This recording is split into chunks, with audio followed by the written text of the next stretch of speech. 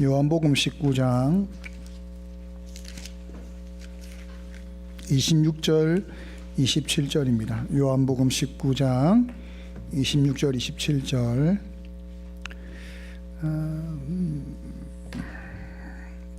합독하겠습니다. 예수께서 자기의 어머니와 사랑하시는 제자가 곁에 서 있는 것을 보시고 자기 어머니께 말씀하시되 여자여 보소서 아들이니이다 하시고 또 그 제자에게 이르시되 보라 내 어머니라 하신대 그때부터 그 제자가 자기 집에 모시니라. 아멘. 3월 5일부터 사순절이 시작되었습니다. 원래 우리가 주기도문을 나누고 있는데 사순절 기간 그래도 한 번에 말씀의 묵상은 있어야겠다라고 해서 우리 지난주에 하나님 나라가 임하기를 원합니다 라는 제목으로 나누었다가 오늘은 사순절에 관한 말씀을 나누려고 합니다. 사순절이 시작되면 이 교회 절기, 상반기 교회 절기가 이제 쭉 사순절로부터 쭉 이렇게 이어지게 됩니다. 설교 시간에 이렇게 공부하는 게 좋지 않습니다. 좋지 않지만 상반기 절기가 어떻게 쭉 진행되는지에 대해서 한 번은 꼭 정리를 해야 된다. 왜냐하면 들으면서도 이렇게 희미하게 이해하면 100번을 들어도 사실은 잘 이해하지 못하기 때문에 오늘 본문을 들어가기 전에 상반기 절기에 대한 이해를 조금 가지는 시간을 가지겠습니다. 한 번에 정리가 됩니다. 조금만 집중하시면 여러분 다 이해할 수 있습니다. 자, 상반기의 절기의 시작은 사순절인데 사순절을 이해하기 위해서는 사순절의 기준, 왜 사순절이 이때 시작되는가라고 하는 사순절의 기준이 되는 부활절에 대한 이해를 먼저 해야 됩니다. 자, 부활절, 여러분 부활절 해마다 부활절이 같은 날입니까? 다른 날입니까? 다른 날이거든요. 그래서 이 부활절을 이해해야 그 앞에 40일이 되는 사순절을 이해할 수 있고 그 다음에 이어지는 절기들을 자연스럽게 이해할 수가 있거든요. 자, 부활절은 지도를 한번 보여주시면 여기 니케아라고 하는 지역이 있습니다.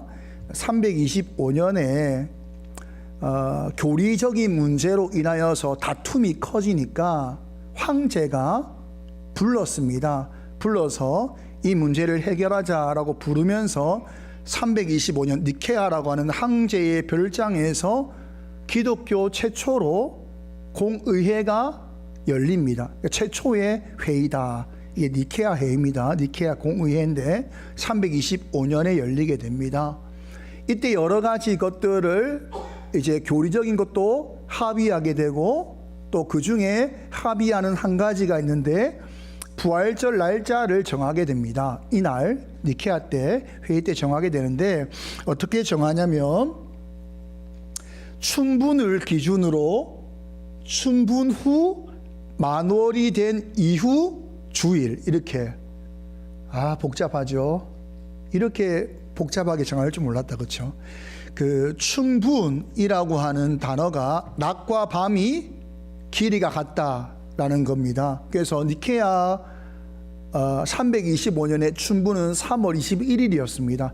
제가 궁금해가지고 온 연도의 달력을 다 찾아봤어요. 보니까 춘분이 3월 20일이든지 3월 21일이 두 개밖에 거의 없더라고요. 거의 춘분은 3월 20일이나 3월 20일이나 325년이나 2025년이나 다 춘분은 비슷한 시기인 거예요. 낮과 밤의 길이가 같은 날. 이 춘분을 기준으로 해서 춘분 후 만월 보름달이 된 이후 가까운 주일이 되는 거예요. 근데 만월이 문제가 되죠. 춘분까지는 날짜가 다 똑같은데 거의 똑같은데 만월에서 문제가 되는 겁니다. 춘분 이후에 보름달이 언제가 될지 차이가 큽니다.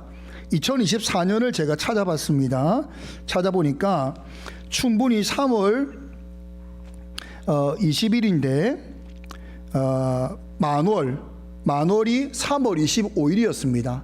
그러면 어떻게 될까요? 그 이후 주일이 되는 날이니까 3월 31일 주일이 부활절이 되는 거예요. 자, 우리 2025년에도 춘부는 동일하게 3월 20일이거든요. 2024년과 같습니다. 근데 2025년 3월 20일이 춘분인데 25일 이후의 만월이 언제냐면 4월 13일 주일입니다. 근데 주일은 당일이기 때문에 안 되죠. 그래서 이후 주일이기 때문에 4월 20일이 부활절이 되는 거예요. 그러니까 여러분들이 만약에 2026년, 2027년 부활절을 알고 싶으면 어떻게 하면 되죠? 춘분을 찾고 만월을 찾아서 그 다음 주일을 찾으면 부활절인 거예요.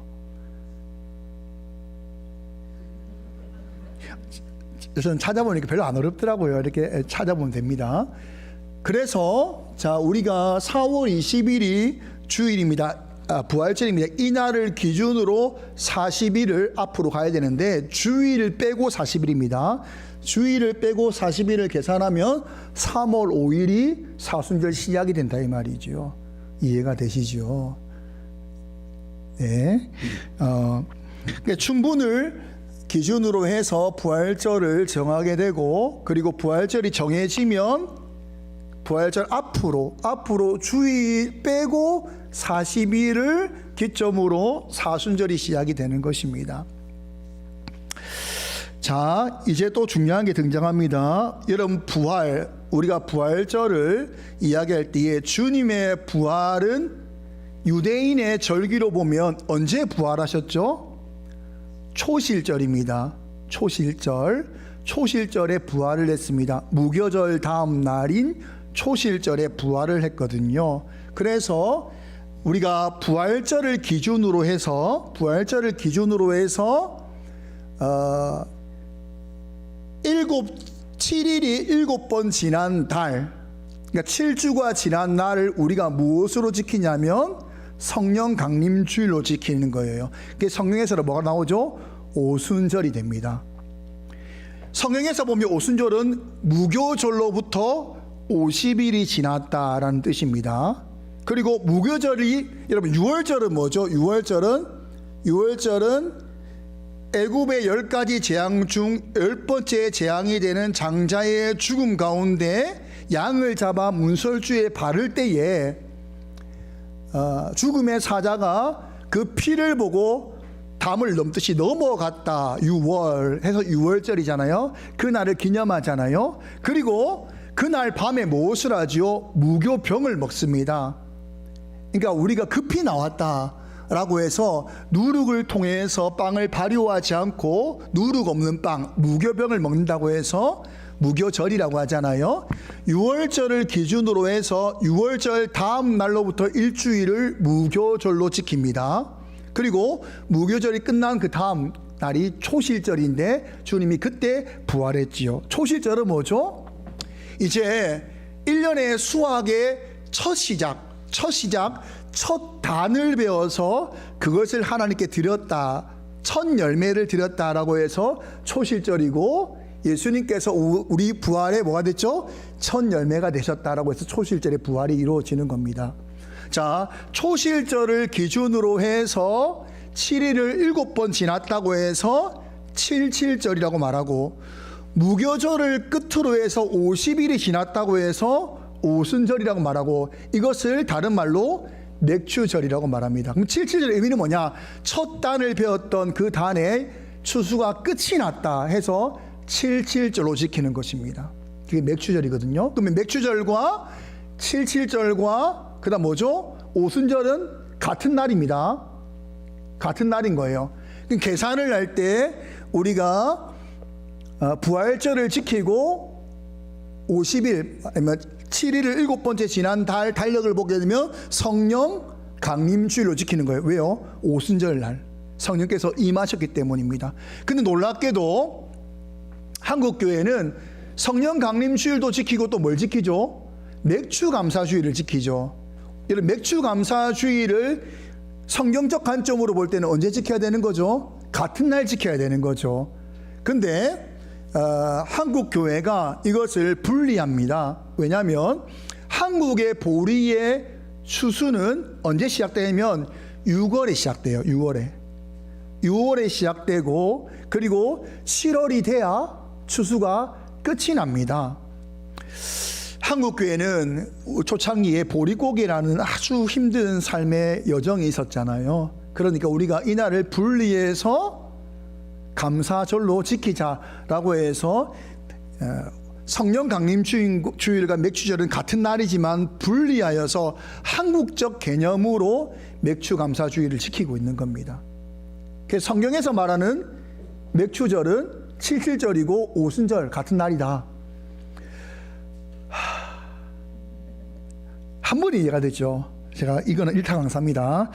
이해가 됐을 거라 믿고, 자, 오늘 이제 본문으로 들어와서 이걸 했다고 해서 설교가 길어지진 않습니다. 오늘 본문에 보니까 예수님께서 십자가에 달리사 7마디 말씀을 하십니다. 우리가 잘 아는 대로 가상칠언이다 이렇게 말을 하지요. 십자가에 달리사 7마디 말씀을 하시는데 한번 쭉 보면 첫 번째는 아버지 저들을 사하여 주옵소서 자기들이 하는 것을 알지 못합니다. 두 번째는 내가 진정으로 내게 말한다. 너는 오늘 나와 함께 낙원에 있을 것이다. 세 번째는 여자여 보소서 아들이니이다. 또 그 제자에게 이르시되 보라 내 어머니라 하신대 그때부터 그 제자가 자기 집에 모시니라. 네 번째는 엘리리 라마 사막다니 하시니 이는 곧 나의 하나님 어찌하여 나를 버리셨나이까. 다섯 번째는 내가 목마르다 하시고 여섯 번째는 다 이루었다. 일곱 번째는 아버지 내 영혼을 아버지 손에 부탁하나이다. 학자들마다 이 가상칠언의 순서는 다릅니다. 그냥 보편적으로 이렇게 보는 분들이 많아서 제가 이렇게 적었지, 저도 이 견해를 사실 따르진 않지만 보편적으로 이렇게 보기 때문에 올렸습니다. 순서가 그렇게 중요한 것은 아닙니다. 오늘 나누고자 하는 것은 세 번째 하셨던 십자가의 달리사 세 번째 말씀하셨던 내용,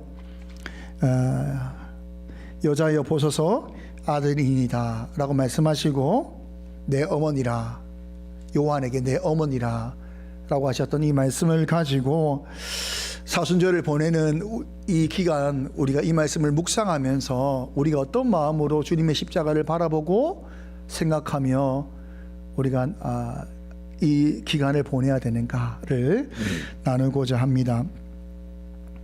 내용을 보게 되면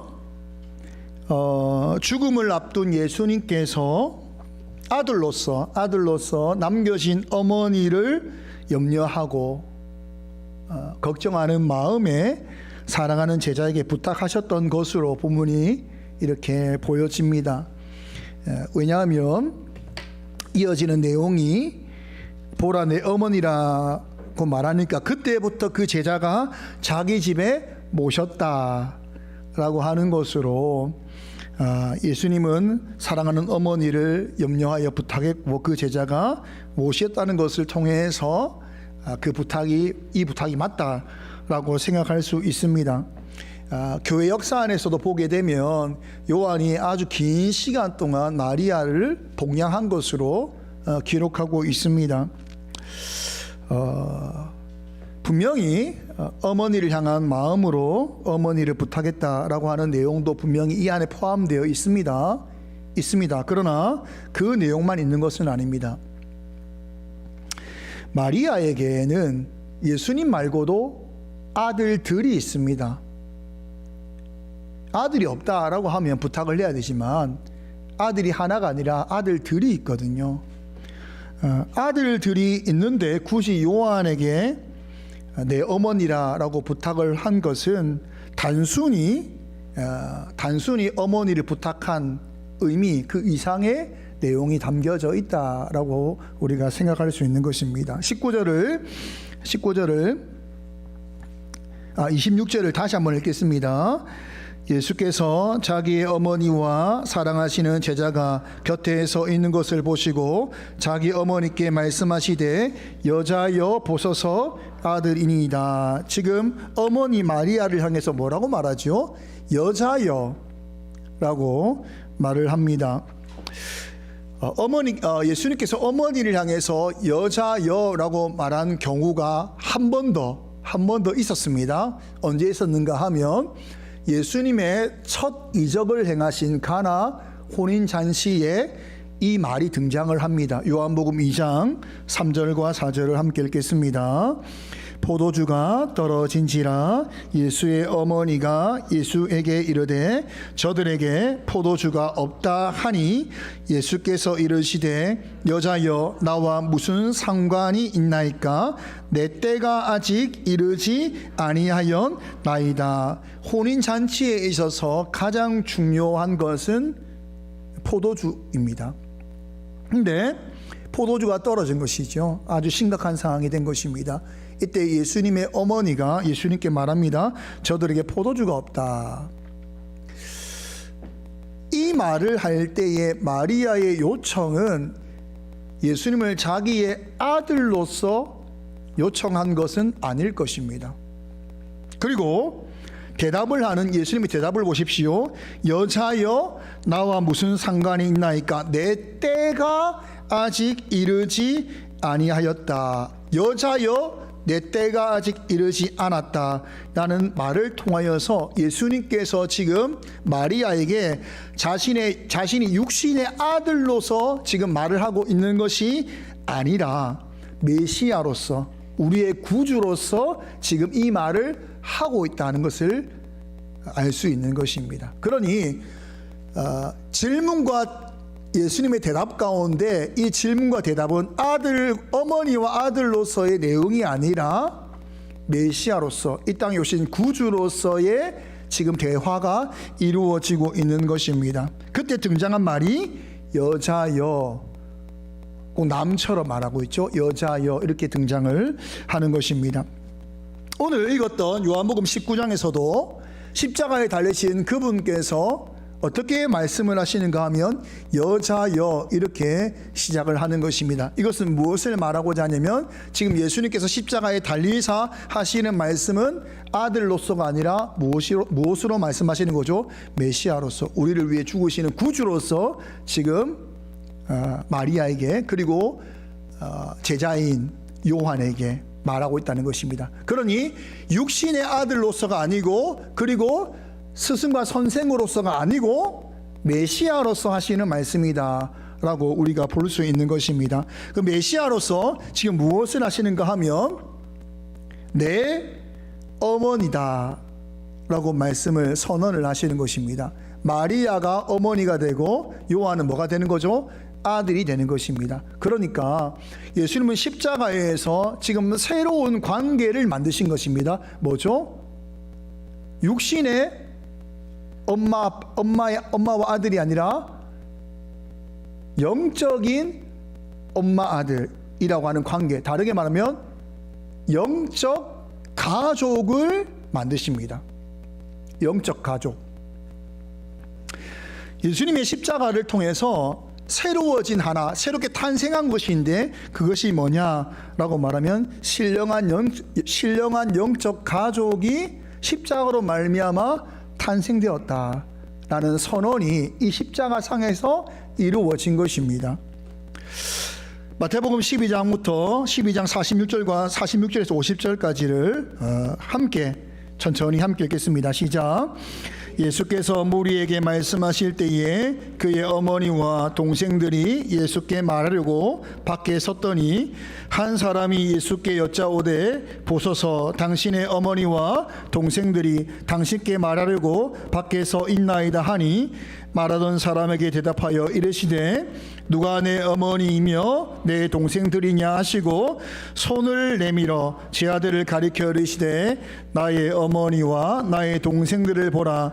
누구든지 하늘에 계신 내 아버지의 뜻대로 하는 자가 내 형제요 자매요 어머니이니라 하시니라. 무리에게 말씀하실 때에, 무리에게 하나님 나라의 복음을 전할 때에, 무리에게 하나님 나라에 관한 것을 말씀하실 때에 라고 등장하는 것입니다. 그러면서 무엇을 말하는가 하면 육신의 가족을 넘어서 영적 가족이 만들어진다, 하나님 나라의 특별한 영적 가족이 있다라는 말씀을 예수님께서 사역하는 동안 말씀하셨습니다. 그리고 그 가족이 언제 탄생했는가 하면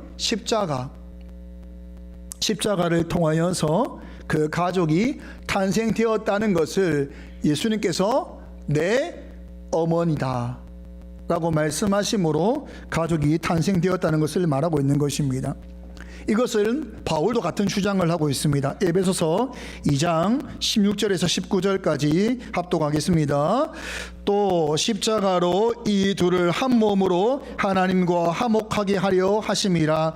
원수된 것을 십자가로 소멸하시고 또 오셔서 먼 데 있는 너희에게 평안을 전하시고 가까운 데 있는 자들에게 평안을 전하셨으니 이는 그로 말미암아 우리 둘이 한 성령 안에서 아버지께 나아감을 얻게 하려 하심이라. 그러므로 이제부터 너희는 외인도 아니요 나그네도 아니요 오직 성도들과 동일한 시민이요 하나님의 권석이라. 바울이 에베소 교회에는 다 이방인이거든요. 이방인들에게 무엇이라 말하냐면 십자가로 인하여서 이제 너희는 외인도 아니고 나그네도 아니고 이스라엘, 영적 이스라엘 백성과 함께 동일한 시민이고 동일한 하나님의 권속이다. 이 권속이란 단어가 더 좋은 해석은 가족입니다. 십자가로 말미암아 이제 이방인이었던 너희들, 죄 가운데 살았던 너희들이 십자가로 인하여서 이제 우리는 다 하나님 나라의 가족이 되었다 라는 말을 하고 있는 것입니다. 십자가로 인하여서 일어난 사건이 뭐냐? 가족이 탄생한 것입니다. 신령한 가족, 영적 가족의 탄생이 십자가에서 이루어진 것입니다.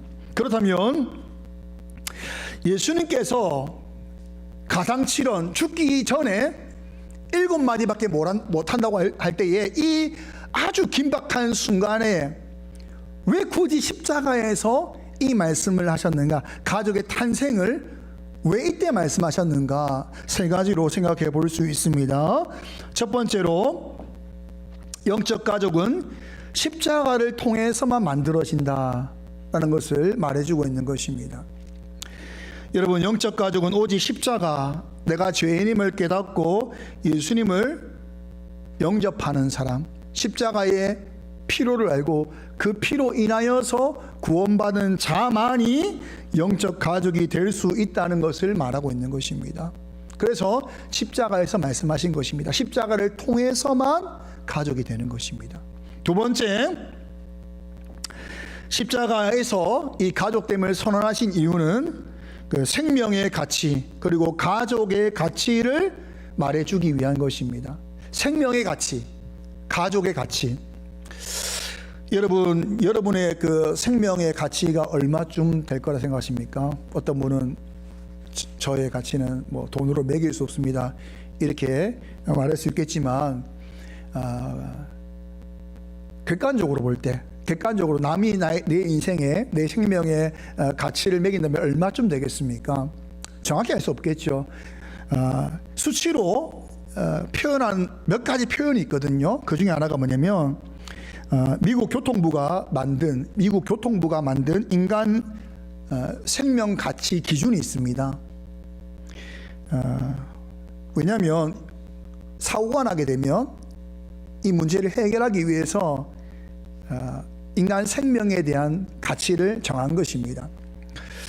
부시 대통령, 너무 먼 이야기죠. 우리 젊은 사람들 부시가 누구야? 이렇게 할 건데, 부시맨인가? 이렇게 할 건데, 부시 대통령 때는 350만 달러, 40억, 인간의 생명의 가치가 40억쯤 됩니다.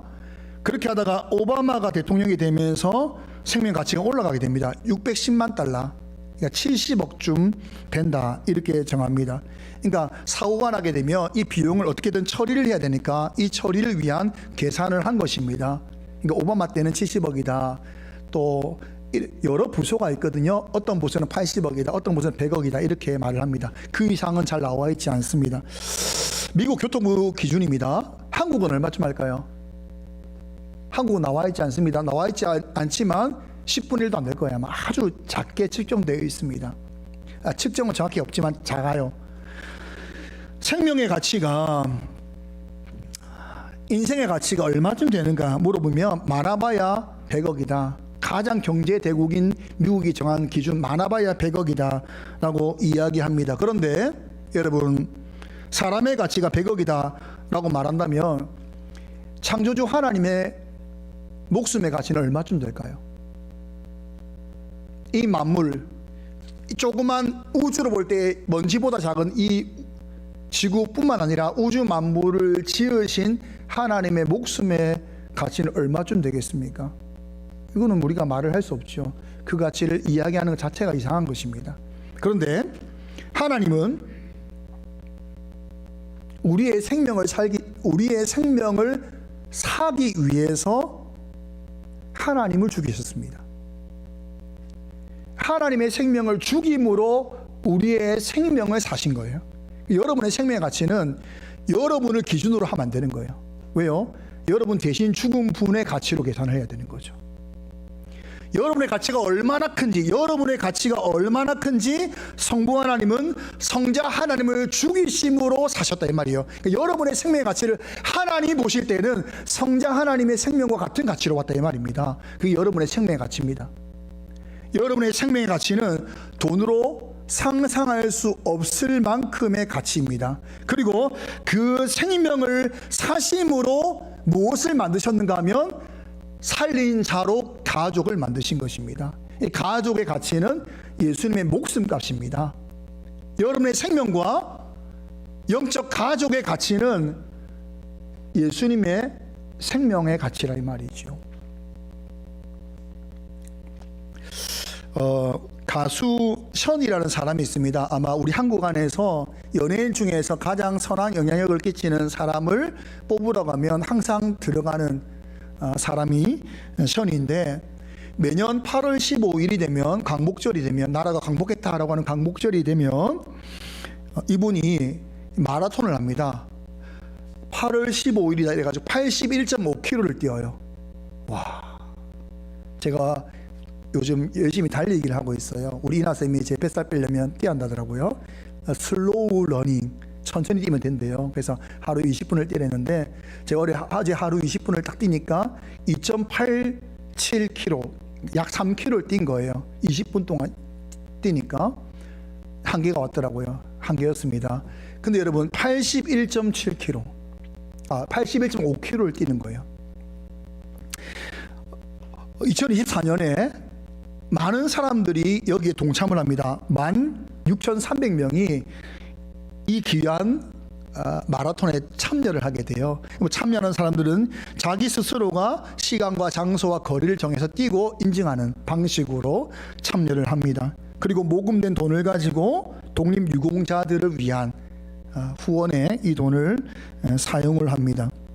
사람들이 묻는 거예요. 션에게 81.5km, 광복절 81.5km를 왜 뛰는가? 뛰는 이유가 뭐냐? 이래 물으니까 대답을 이렇게 합니다. 우리나라를 위해 모든 것을 바친 독립투사 분들에게 나의 최선을 드리기 위한 것이다.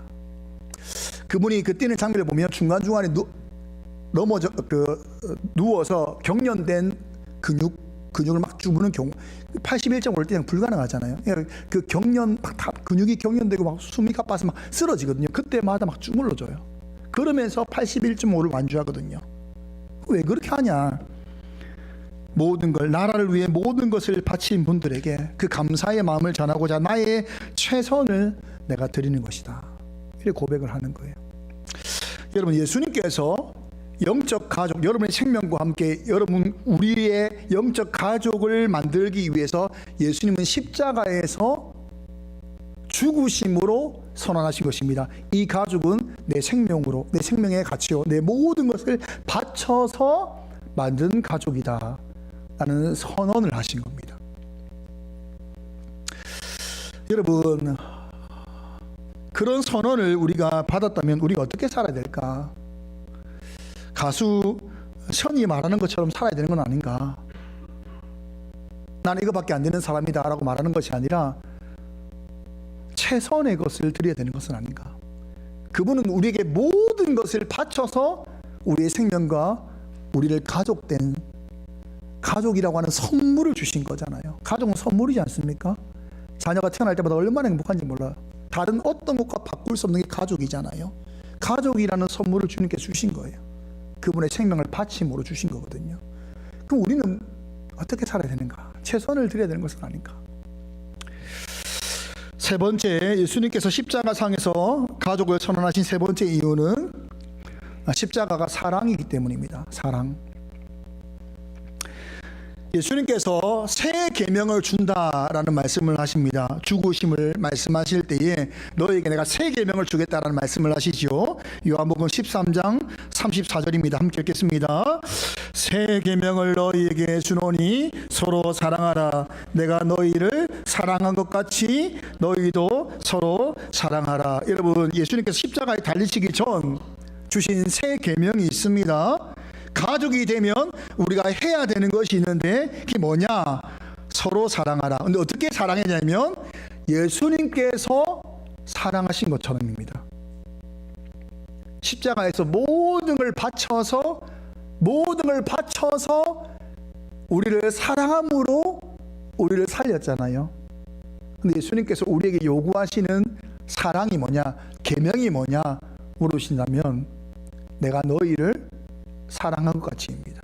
여러분, 교회는 신령한 영적 가족으로 주님께서 부르신 거거든요. 십자가, 예수님의 모든 걸 바쳐 만드신 겁니다. 그리고 주신 계명은 서로 사랑을 하는 것입니다. 예수님께서 우리를 사랑하신 것만큼, 사랑하신 것처럼 사랑하라 라고 말씀하고 있다는 것입니다. 어떤 분은 그래서 교회를 이렇게 이야기하더라고요. 교회는 가족이기 때문에 교회는 어떤 곳인가? 교회는 외롭지 않은 곳이다. 혼자일 수 없다. 넌 혼자가 아니다 라고 선언하는 곳이다는 겁니다. 가족이 함께 있으면 외로움이 없잖아요. 함께 있는데 왜 외롭습니까? 가족인데. 그게 교회라는 거예요. 2013년도에 개봉한 그렇게 아버지가 된다라고 하는 영화, 일본 영화가 있습니다. 넷플릭스에서 보실 수 있습니다.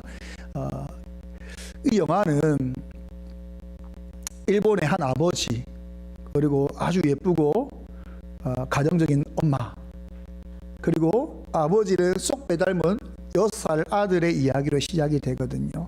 근데 6년 동안 아들을 잘 키웠어요. 근데 전화가 옵니다. 아들이 바뀌었다. 친자가 아니라는 거예요. 병원에 가보니까 친자 검사를 하니까 친자가 아닌 거예요. 그리고 바뀐 아들이 어디에 살고 있는지를 알게 됩니다.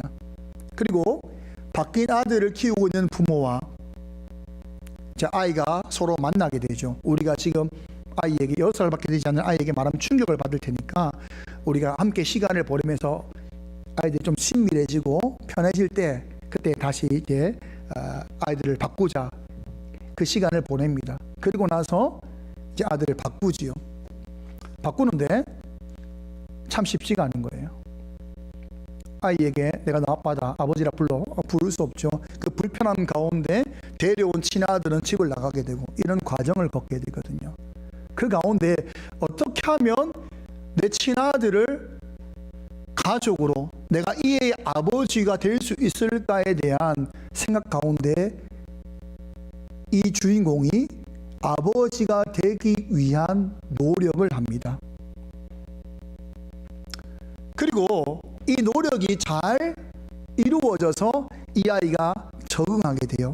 오늘날 아내가 눈물을 흘리는 거예요. 왜 우냐 물어보니까 떠나보낸 아들에 대한 그리움 때문에 우는 거예요. 6년을 키운 아들에 대한 그리움. 그리고 이 아버지가 아내를 위로했지만 자기도 그 아들에 대한 그리움이 너무 큰 거예요. 그리고 그 아들을 찾아갑니다. 그리고 마지막에 내용이 그 아들도 내 아들이다 라고 하는 내용으로 끝이 나거든요. 제가 이 영화를 보면서 두 가지를 깨달았습니다. 첫 번째가 뭐냐면 가족이라도 가족 되기 위해서는 수고가 필요한 거예요. 혈연으로 맺어진 가족이라도 가족이 가족이 되기 위해서는, 아버지가 아버지 되기 위해서는, 어머니가 어머니 되기 위해서는 수고와 노력이 필요합니다. 교회가 영적 가족이다 라고 말하는데, 그래 우리 예수님 피로 다 하나 된데 뭐, 그게 아니라 가족이 예수님의 피로 연결되어 하나가 되고 가족이 되었다 할지라도 가족이 가족 되는 데는 수고가 필요한 거예요. 두 번째는 뭐냐, 피가 아닌, 우리가 가족이라면 꼭 혈연인데 혈연만이 유일한 가족의 방법이 있잖아요. 근데 이 영화는 사랑은 혈연이 아니어도 가족이 되게 한다는 거예요. 6년 동안 키운 아들을 마지막에 진짜 내 아들이다 라고 말한 것처럼 사랑은 혈연을 넘어서는 가족이 되게 한다 라는 내용이 이 영화가 그리고 있거든요. 제가 영화를 보면서 그런 생각을 했습니다. 예수님께서 우리를 십자가에서 죽으심으로 그 십자가 안에서 우리가 이제 그의 피로 말미암아 영적인 가족이 되었다는 선언을 했지만 수고와 노력이 필요한 것입니다. 믿음의 가족을 세우기 위해서, 가족이라고 하는 교회를 함께 세우기 위해서는 수고가 필요하고, 그 수고의 가장 최선은 사랑하는 것입니다. 저는 우리 사랑품은 교회가 예수님께서 우리에게 주신 최고의 선물이 가족 만드신 거거든요. 예수님께서 십자가에 죽으심으로 만드신 최고의 선물은 이 땅에 가족을 만들어 주신 것입니다. 영적 가족을. 영적 가족을 만들었는데 선물 같지 않으면 어떻게 되겠습니까? 목사님, 선물 아닌 것 같은데요. 최고가 아니 최악 아닙니까? 최악. 너무 슬픈 거 아니겠습니까? 주님께서 십자가를 지시고 만드신 건데, 그 생명의 값으로 만드신 것인데, 그 생명의 가치로 만드신 것인데, 저는 우리 사랑품은 교회의 성도의 연합이, 또 함께하는 모든 생활이 주님께서 꼭 주시고자 했던 가족이라는, 영적 가족이라는 선물이 되는 그런 교회가 되기를 소망하며, 함께 수고하고 함께 사랑하고, 내가 너희를 사랑한 것처럼 사랑하라 말씀하신 것을 지켜 행함으로 아름다운 가족 공동체, 가족 교회 공동체를 이룰 수 있도록 우리 모두가 동력할 수 있기를 간절히 소망합니다.